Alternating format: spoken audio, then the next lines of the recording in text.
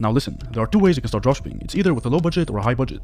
And believe it or not, it is possible with both of these ways because having made over $20 million in dropshipping myself over the course of 5+ years, I've practically been through it all. Which is why I will go over these two ways you can start so you can decide which one is the best for you. I will literally put everything down on the table for you with full honesty and transparency, so make sure to stick till the end. Now, let's begin. Before I go over these two ways you can start, I want to quickly tell you what I mean with low budget and high budget. Low budget in my eyes is anywhere from $10 to $50, and high budget $50 to $250. You do not need more than that to get your first sale. But of course, with low budget and high budget, the methods to start will be different. But I will talk about that later, because I want you to firstly understand why dropshipping is the best business model to pursue, statistically speaking of course. With a quick search on Google Trends with the term dropshipping, you can clearly see that in the last 12 months, dropshipping has kept growing rapidly and gathering more attention all around the world, meaning that more people are interested in pursuing this business model. And before you think about it, no, this does not mean that dropshipping is getting more saturated, or it is too competitive. Because let's be honest here, every single business model you pursue will always be filled with competitors, and it's just a matter of how badly you want it and the effort you're willing to put to outcompete the others. The only difference or price you need to pay if you're going to start dropshipping at this time is to be way more different in how you do things than the others so you can stand out. Now, even though I run multiple dropshipping stores till this day that are generating millions of dollars, I still have to face new upcoming competitors and make small changes to still maintain my position in the industry.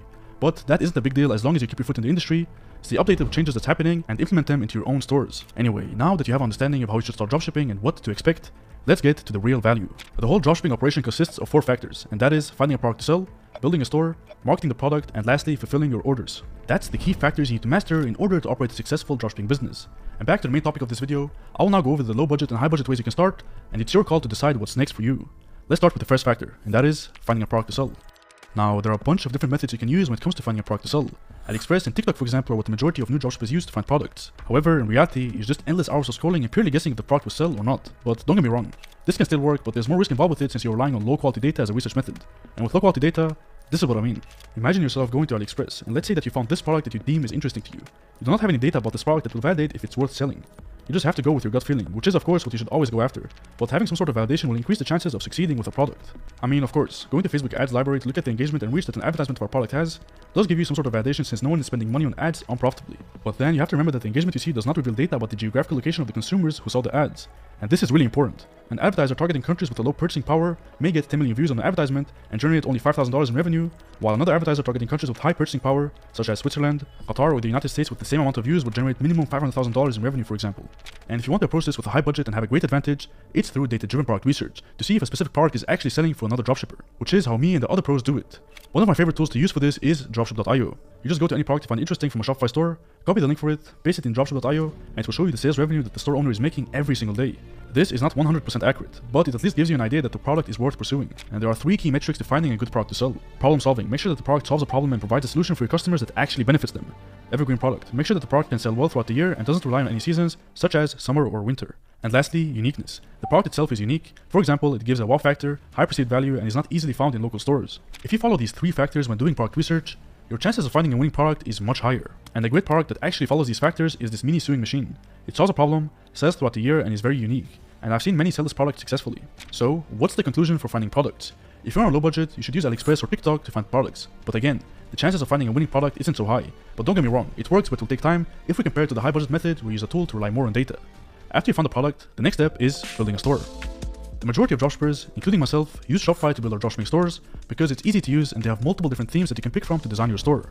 There are 3 types of stores you can build in dropshipping: a general, niche, or one product store. A general store is basically a store with a bunch of products from different categories. A niche store is focused on only one niche, and the one product store is what it sounds like: a store with only one product. And the one product store is what a stronger community to create because the conversion rates are much higher than the other store types, and it's also faster to create. Shopify even has a marketplace of apps that you can install to your store to help increase your revenue even more and give customers in your store an overall better experience. The 3 main apps that I use are Upcart, White Bundle, and Box. I use Upcart to upsell different products, White Bundle to offer product bundles, and Box to automatically convert prices to the customer's local currency. And no, I'm not sponsored by any of them. These are just apps that I use in all my dropshipping stores to help increase conversion rate and the average order value. I'm just laying out everything on the table for you. But here's the thing. If you're entering with a low budget, all of this can be really expensive, and it's not as easy as it seems to build an optimized Shopify store. It takes time. Because of that, I've created a special link with Shopify that you can use to access everything for just $1 a month to use the platform, and on my channel, I've also uploaded a YouTube video where I go over exactly step by step on how to build a highly converting Shopify store. I'll leave both of these links in the description. Believe me, this will save you a lot of time and make things easier for you. Otherwise, for high budget, You probably want to skip this whole building your store thing, which is quite frankly what a lot of dropshippers do nowadays, because it can get really time consuming. Or in other words, boring to repeatedly build a store for each product again and again. So what dropshippers do is go to different e-commerce services to pay other dropshippers to build a store for them. And that costs hundreds of dollars. And even if you enter with a high budget, hundreds of dollars or even up to $1,000 for a store is not worth it. In fact, you're getting overcharged. Yes, you can make your money back over time, but that's only if you manage to make a profit with the store.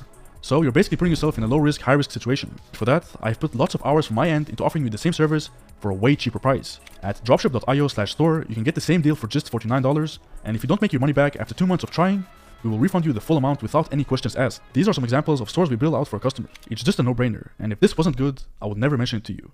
Anyway, now that you have found the product, built a store, it's time for the marketing part. If you want to market your product with a low budget, you need to make sure that the product is a low-ticket product, meaning that you can source it for cheap from suppliers. You need to also make sure that the product is priced at an affordable amount, anywhere from $15 to $30, because you'll be promoting it through organic traffic on big platforms like TikTok and Instagram, and the audience there are mostly teenagers and they don't have much money, so you need to make sure that they can get a good deal. The whole content creation industry is a field with opportunities. You can promote any product of yours without having to spend a penny on ads, meaning that you'll have much higher profit margins than the usual dropshipper who will go with paid ads to drive traffic. But here's the thing you need to keep in mind. Content creation is not a walk in the park. It requires a lot of creativity, algorithm knowledge, and the ability to detect trends.